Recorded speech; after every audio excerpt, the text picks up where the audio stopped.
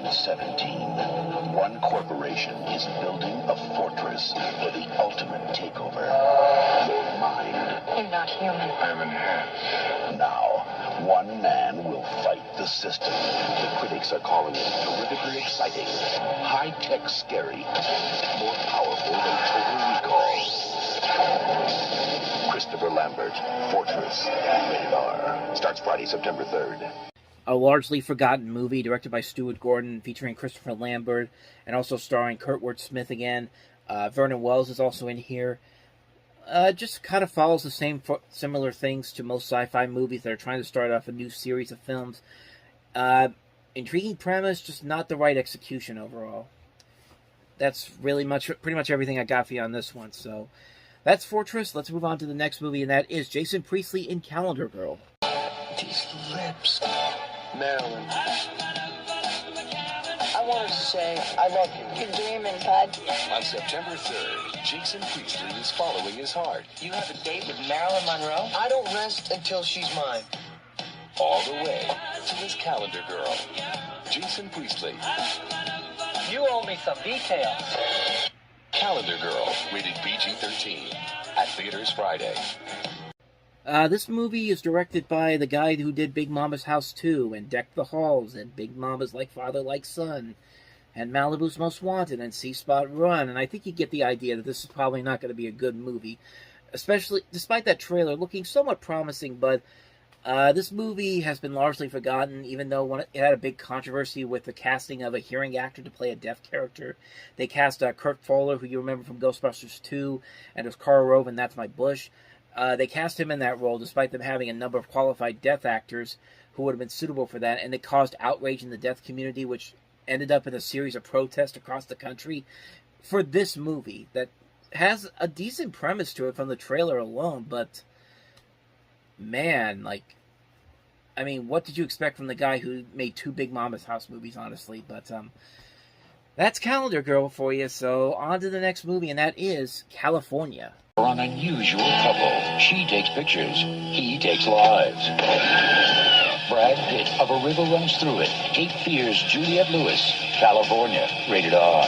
Starts Friday, September 3rd. From the director of Gone in 60 Seconds, the remake, and now why can't I remember the other movie? I just had it. Swordfish. Good Lord. Brad Pitt, Juliette Lewis, David Duchovny, Michelle Forbes. I've only seen little bits and pieces of it, but it's got some good reviews. It got a lot of praise for Brad Pitt and Juliette Lewis. And Brad Pitt had himself a pretty good September, because we're going to get to one of his other big hits from this month coming up. But that's about all about it, this movie. From the little bits I've seen, it looks very promising. So, California. And I just realized that I completely missed out on another movie here, Boxing Helena. But I just talked about this movie in a post on the website, so I'll go ahead and put a link to that either in the corner here or in the description below. And this is the problem with me rushing through these movies. So we're almost done though. So on to the next movie, and that is Kathleen Turner and Dennis Quaid in Undercover Blues. Terrorists have stolen the ultimate weapon. It's an impossible mission for America's top secret agents. Darling, the oysters come with guns. Excuse me. Next time, buy American. Undercover Blues. Every marriage needs a little excitement. Kill the light. Rated PG-13. Starts Friday at theater. Kind of a really lackluster comedy that, again, wastes its talented cast on it. Kathleen Turner, Dennis Quaid have been very good in other movies. They just really don't have much to do in this movie, and the premise really doesn't make a whole lot of sense. A great cast overall in this movie is completely wasted here. Fiona Shaw, Stanley Tucci, Larry Miller, Park Overall, Tom Arnold, Dave Chappelle, Sal Rubinek, Jennifer Lewis. Just a good cast here. I also don't think the direction was there, what kind of a movie it wants to be like. So, pretty forgettable movie, Undercover Blues. On to the next movie, a much better movie, and that Brad Pitt film I was talking about, True Romance. Beverly Hills Cop 2 comes a movie that will leave you breathless. Christian Slater, Patricia Arquette, Dennis Hopper, Val Kilmer, Gary Oldman, Brad Pitt, Christopher Walken, in a Tony Scott film that critics are calling a Bonnie and Clyde for the 90s. True Romance. Rated R. Starts Friday, September 10th at a theater near you. One of Tony Scott's best movies overall. Just a phenomenal film. The reviews for this in that spot you saw pretty much say it all. It's very much a 90s version of Bonnie and Clyde, with a great cast: Christian Slater, Patricia Arquette, Dennis Hopper, Val Kilmer, Gary Oldman, Brad Pitt, Christopher Walken. Just a great cast. One of the early scripts by Quentin Tarantino. He actually sold this to make Reservoir Dogs, and just goes to show you how much of a presence he was back then. Makes a great movie like this that has this massive cult following over the years. Gets these nice releases by Warner Brothers and then later on by Arrow. And for good reason. It's a very underrated thriller. It's a great romantic crime thrill. One of Tony Scott's best movies. That's pretty much all I got to say about True Romance. Here's another Val Kilmer movie, this time with Kim Basinger, The Real McCoy. Between Karen McCoy, the Karen McCoy, and $18 million. Can't break into a AAA-rated bank. You can. Are 30 tons of steel. What are we gonna do? We're gonna set off the alarm. 100 cops. Just do it. And her partner. Didn't you love the gun? It's home to buy it and home to load it. Kim Basinger, Val Kilmer, The Real McCoy. Rated PG-13. Starts Friday, September 10th at a theater near you. So Kim Basinger basically plays a person who's been released from prison with nothing but the clothes on her back. Before being incarcerated, she was the bank robber of her time, and unfortunately, she's being brought back into the game to save her son and her new boyfriend, played by Val Kilmer, with Terrence Stamp as the bad guy in here. And haven't seen the movie, haven't heard too much about it. I usually see it at like thrift shops and all that, and haven't heard too much about it. And I don't think many people really remember this movie all that much, but that's probably not a good sign for this particular film. So that's pretty much all I got for you on that one, The Real McCoy. So next movie we have John Cusack in Money for Nothing. From Hollywood Pictures, $1 million was the last thing Joey Coyle expected to find. Giving it back is the last thing he intends to do.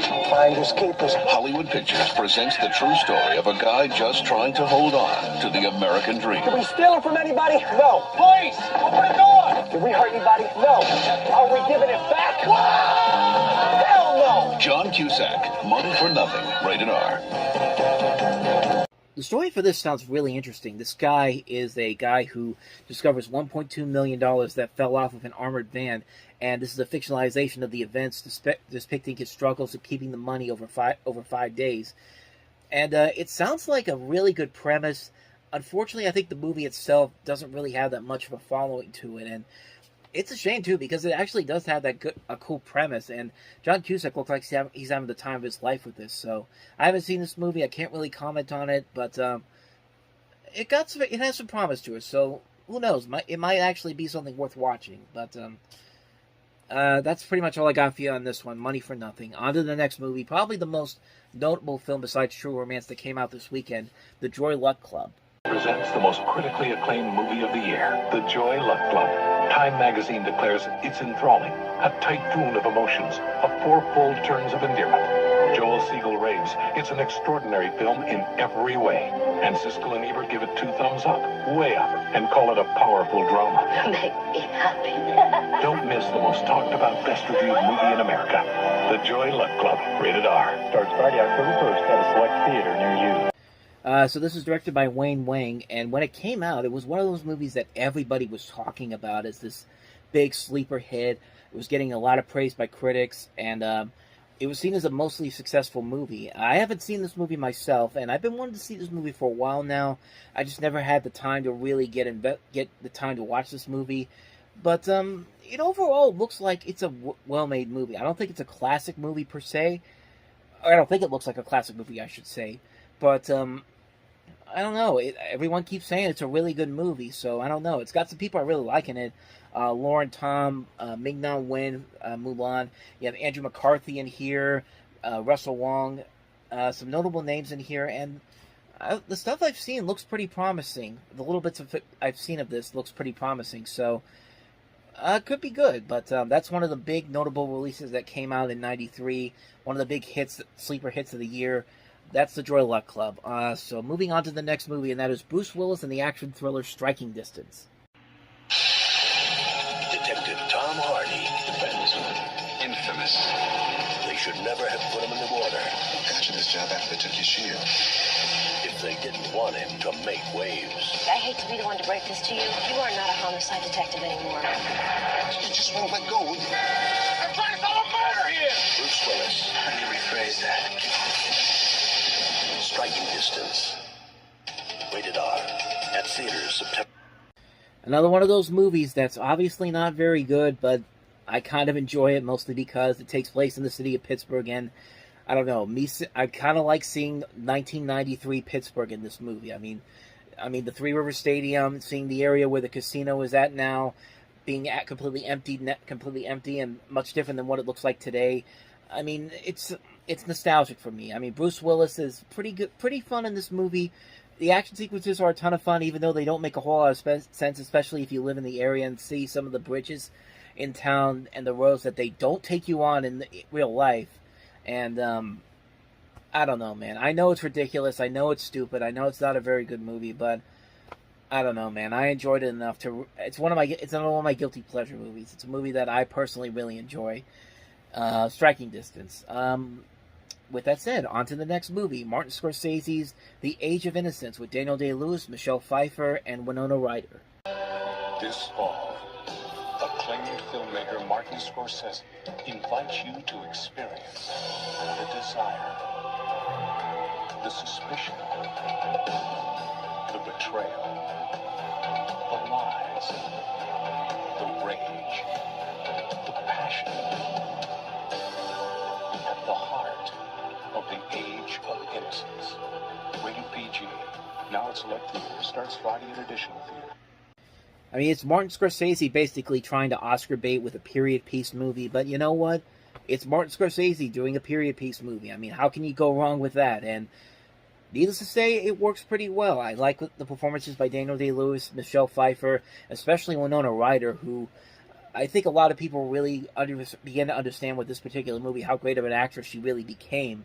And we've already seen her in great movies before this, but I think this was the movie that really kind of pushed everybody to the edge of realizing that, hey, this chick's actually pretty good as an actress, and she has to work really well against Daniel Day-Lewis and Michelle Pfeiffer to make this work, and sure enough, she does make it work really well. A great film overall. Even for people that don't really like period pieces, you'll definitely see a lot of what makes Martin Scorsese so special when you see this movie. It's nice to see him doing these different movies that are not outside of his usual norm. And, yeah, pretty good movie. Pretty damn good movie. That's The Age of Innocence. Now on to the next movie, and that is Into the West. When two brothers rescue a magical horse, it will lead a family on the adventure of a lifetime. We're real cowboys! From the creator of My Left Foot and the director of Enchanted April Why are you talking to the horse? Why not? comes the movie that critics are calling a masterpiece, a magnificent adventure, one of the best family films of the year. Gabriel Byrne, Ellen Barkin, Into the West, rated PG. So the film centers around two young boys whose father was the king of Irish travelers until his wife, Mary, died during the birth of their second child. And the boy's grandfather is an old storytelling traveler who tells the children Irish folk tales and legends, followed by a beautiful white horse. And from the sea to Dublin, the boys and the father have now settled down to a grim tower block in Ballium. The boys are overwhelmed with joy and dreams of becoming cowboys. The horse is stolen from them. They begin their adventure to get the mystical horses back. They escape the poverty of a North Dublin council estate and ride into the West, where they find the horse is not just a horse. And judging by that, you can tell that I haven't seen the movie, but it looks fun. It looks like a fun little movie. It's written by the guys who did My Left Foot, so there's another winning piece on that front. So I haven't seen it, but definitely shows a lot of promise from that. So Into the West, and on to the next movie, and that is Airborne. 3, 2, 1. Fasten your seatbelt and get ready for the ride of your life. Como esta, ladies? If there's anything you need, just let me know. Be careful, that's Jack's girlfriend. Surfer. Sure are popular. A little too popular. Leave gravity behind and get Airborne. Rated PG. Starts Friday, September 17th. I mean, that's what the 1990s was like for the people who made this movie. At least that's what they think it is, because, yeah, this is not a very good movie. This is a movie that feels like a studio executive was trying to figure out what did the kids of the 1990s do and act like, and put it up on the screen here, and it leads to a lackluster movie that's not really all that engaging, it's not really all that amazing. It just feels like a dated piece of 90s fluff, which could be seen as that. Some people may like this movie just for the nostalgic factor, but for me personally, I thought it was just kind of mediocre. You get to see Jack Black in one of his early film roles along with Seth Green, so there's something there. That's Airborne, and now we're finally on to the last weekend of this block, September 24th, 1993. We'll start off with the biggest new release of the weekend, Macaulay Culkin and Elijah Wood in The Good Son. Mark? Evil can live anywhere in your heart. Everyone thinks he's a sweet kid, but he's really evil. Don't believe me. In your soul. Don't know how to have fun. In your home. Trying to poison you! Macaulay Culkin. Where's your sense of humor? This guy you fooled just like everybody else. If I let you go, you think you could fly? The Good Son, rated R. Starts Friday, September 24th at theaters everywhere. Why do I keep doing that with my thumb? I keep pushing it this way. But anyway, The Good Son. Interesting concept. I like the idea of Macaulay Culkin trying to play a more serious role, playing a psychotic killer kid, but just not the right execution. I mean, he's trying his best, but every time I look at him in this movie, I just think to myself, Kevin McAllister was much more threatening than you are, kid. I mean, that's pretty much what it comes down to. Elijah Wood is trying his best here. So is the rest of the cast, Wendy Crewson, David Morse. But just a good idea, just a bad execution. And it just doesn't feel like a movie that really doesn't work. Again, Kevin McAllister is much more of a threatening presence from Macaulay Culkin than this kid is. And that's a huge problem. So, on to the next movie, and that is The Program. Darnell Jefferson, tailback. Ray Griffin, starting tailback. Darnell Jefferson was a high school superstar. Football saved my life. But now, Don't tell me you're falling for this guy. He's just another gangbanger with speed. he's got to play by a new set of rules. What's your assignment? Kill everybody. To fight the pressure. Yeah, well, they never mentioned this during recruiting. To survive. The Program, rated R. This movie's okay for what it is. It's largely forgettable, except for the fact that they actually took out a scene from the movie where one of the characters lies down in the middle of a road lane driver, and it was during traffic as cars are just coming through at highway speeds, and somebody was influenced by that scene and actually decided to do it, and it resulted in a death and 2 injuries, and it resulted from the movie being taken out of the theatrical release of the movie. And so far, the movie itself that has never had this clip seen in any other versions of it, and the clip of this was actually seen in commercials for the film as well, and therefore it was on VHS. So if you go online, you could find little bits of this clip, but I don't know if the full clip itself is online, but that's the only thing that people really remember about it mostly, and that's probably not a good thing for this particular movie. And even it's from the same guy that did Major League and King Ralph too, so if you're trying to be too serious about this movie, you kind of failed on that front, buddy. With that said, on to the next film, Warlock, the Armageddon. Has returned. Warlock is here. What does that command? There are 5 stones. You must possess them all. If he finds the stones of power, he'll hold destruction in the palm of his hand. I come for this stuff. It's not for sale. I never said anything about buying it. He must be stopped before he destroys creation. It is time. Warlock, the Armageddon, rated R. Starts Friday at a theater near you. Because just calling it Armageddon is just too much. We've got to call it The Armageddon. And it was a failed attempt to try to make this character into a franchise since he came from the previous movie. But nobody bit. Movie didn't do so well, got bad reviews, and I guess this character... Well, okay, they did make one more movie, but I think that was direct-to-video. But even by that point, it's just like, you tried to make this into a series, and it just didn't work, so... That's pretty much all I got for you on Warlock the Armageddon. So let's move on to a much better movie, and that is Richard Linklater's Dazed and Confused. George Washington, man, he was in a cult. And the cult was in the aliens, man. You didn't know that? Somewhere between free love and safe sex. Benny! Tie-dye and buttonfly. We should be up for anything. Ed Sullivan and MTV. Sounds stupid, doesn't it? There was a generation The 60s rocked. The 70s obviously sucked. that was dazed and confused. Maybe the 80s will be radical. Rated R. Starts tomorrow at select theaters. One of Richard Linklater's best movies. It's the movie that everybody remembers. Great cast: Jason London, Ben Affleck, Mila Jovovich, Cole Hauser, Parker Posey, Adam Goldberg, Nicky Katt, Joey Lauren Adams, Roy Cochrane, Matthew McConaughey, following these Texas teenagers during the last day of school in 1976. And need I say more? It's a classic movie on so many levels. A funny movie, quotable lines all around, memorable moments. Just a great, great movie. One of Richard Linklater's best movies. Need I say more? Dazed and Confused, man. And we finally reached film number 44 on this long, long edition, and that is Bofa.